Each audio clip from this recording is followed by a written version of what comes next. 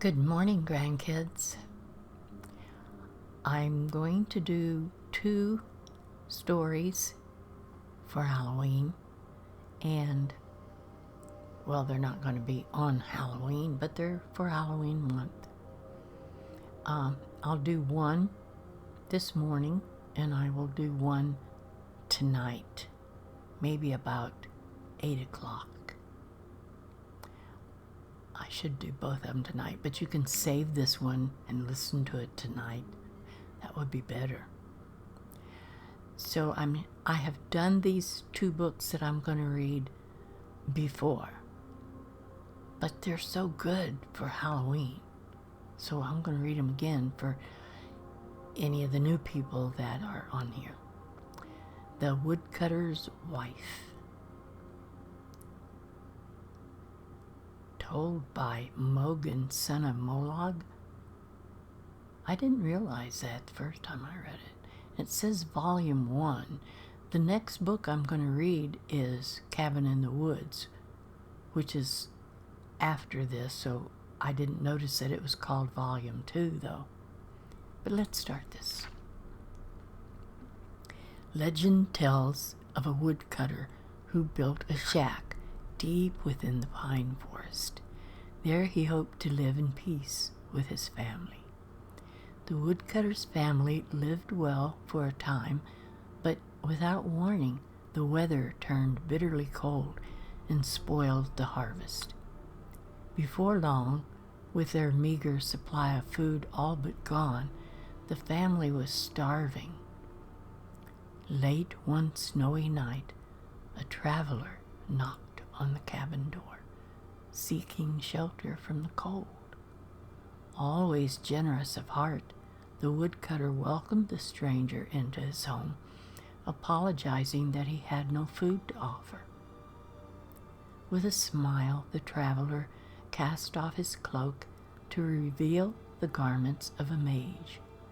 As the woodcutter and his family looked on, the mysterious visitor reached into his satchel and withdrew a scroll tied with a silver ribbon. No sooner had the wizard unfurled the scroll and read the words aloud when a great feast appeared from out of thin air. That night, nobody in the woodcutter's cabin went hungry. Day by day, the snow piled up. Every night, the mage produced another scroll from his bag and read the words, each time summoning a new feast. On the 5th night, the woodcutter's wife awoke her husband to confess her mistrust of their magical guest. Surely, she argued, there was some price to pay for the magical feast that everyone enjoyed night after night. The woodcutter would have none of it. There's always people like that, isn't there? No matter what good comes along, they gotta find something negative and nitpick.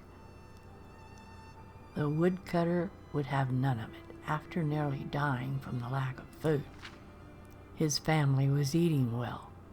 The divines had sent them a gift, he explained, and it was foolish to question their wisdom.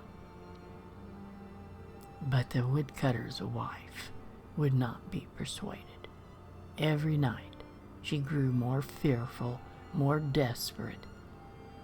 She was certain that the family had entered into a devil's bargain, and the time would soon come when the mage would ask for something unspeakable in return for his gifts.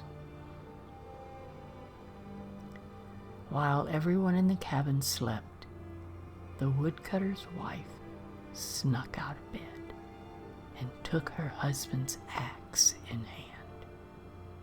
She crept into the traveler's room and with one swing lopped off his head.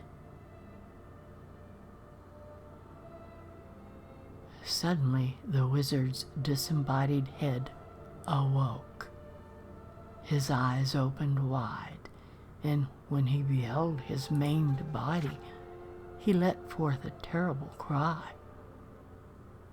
Awakened by the horrified scream, the woodcutter and his children rushed into the room and gasped at the terrible sight of the decapitated mage. "Where's the wife?" With his last gasp of breath, the traveler laid a fearful curse on the woodcutter's wife. She deserved it. After her mortal death, whenever that took place, she was to be damned to rise once again and walk the woods alone, only to burn at the rising of the sun. Oh, so I suppose this was going to be repeated night after night after she had died, whenever that comes. To this day, those who walk the pine forest late at night tell tales of a weeping woman glimpsed between the trees. She carries a bloody axe, and the stories say, and she's terrifying to behold. Whoa.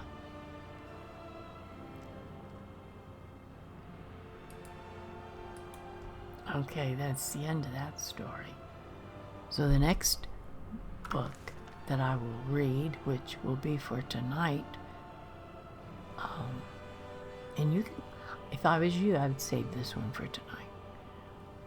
But if you've gotten here, you've already read it. Sorry.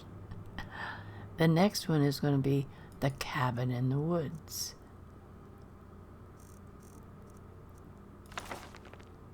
Yeah, it does say volume 2.